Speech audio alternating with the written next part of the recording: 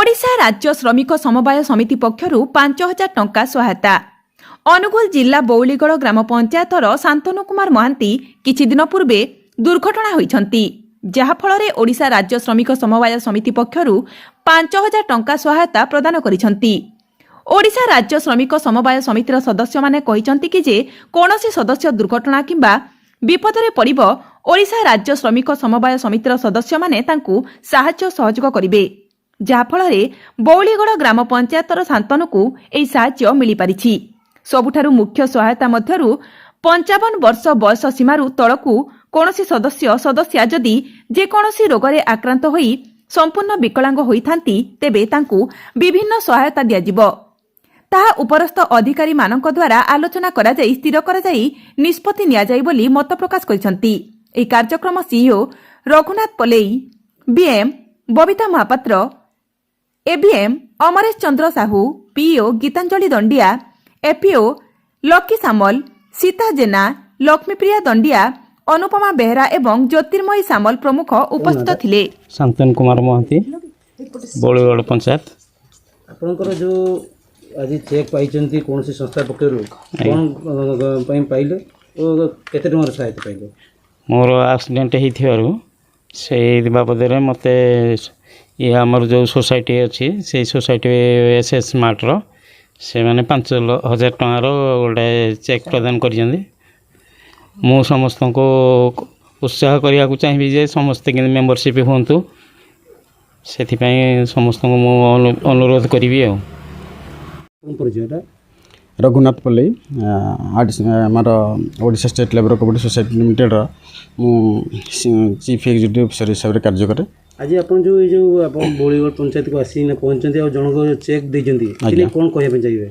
हाँ माने मु हमर जो मेंबर दिया जे हमर एक्सीडेंट हेइछंती हम Odisha state labour cooperative society जेहेतु मेंबर से हेइछंती हमर सोसाइटी नियम जे माने मेंबर हेइछन ताको जदी एक्सीडेंट बेनिफिशियल में 5,000 रे 1 लाख पर्यंत सहायता दिया जाउछ हम सोसाइटी तरफ तो से आसलु आज सार को देवाई 5,000 टका गोटे चेक देचु। ये जो आपनकर जो मेंबर है कौन केमी पॉलिसी अच्छी भविष्य कौन है कौन कोई जिनस सब मिल पारे?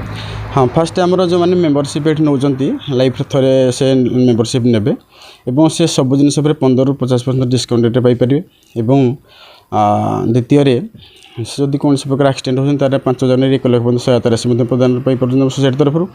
तृतीय आमर जदि से मेडिकल जिते दिन पर्यंत एडमिशन रे परिवार को सोसाइटी तरफ गोटे मागणा खाद्य पैकेट दिया प्रत्येक मसरे जेपर्यंत से मेडिकल एडमिशन थे। और चतुर्थ जदि से एक्सीडेंट हो रिकवरी किसी न पारिक जदि परमानेंट इंजुर्ड हो गले हैंडिक्राफ्ट हो गले तो 10 इयर्स पर्यंत मागणार खाया परिवार को दि जाऊँगी गोटे मागणा खाद्य पैकेट एवं अलग बेनिफिशियरी बहुत अच्छी। आज्ञा डेथ पॉलिसी रे कोन असुविधा अछि? डेथ पॉलिसी रे जदि से 20,000 टका सोसाइटी तरफ सहायता राशि प्रदान कर नॉमिनी की डेथ सर्टिफिकेट देवा पर एवं ता सहित मागणार 10 वर्ष खाଇବା मागणार दिया प्रत्येक वर्ष। केते टका आपन चेक प्रदान करछन? हां ताकि फर्स्ट हमरे 5,000 टका गोटे चेक प्रदान कराई सोसाइटी तरफ। आपन परिचय? मो ना बबिता महापात्र, मो Odisha state labour corporation society रे ब्रांच मैनेजर रूपे बरपाट ब्लॉक रे काम करूछे।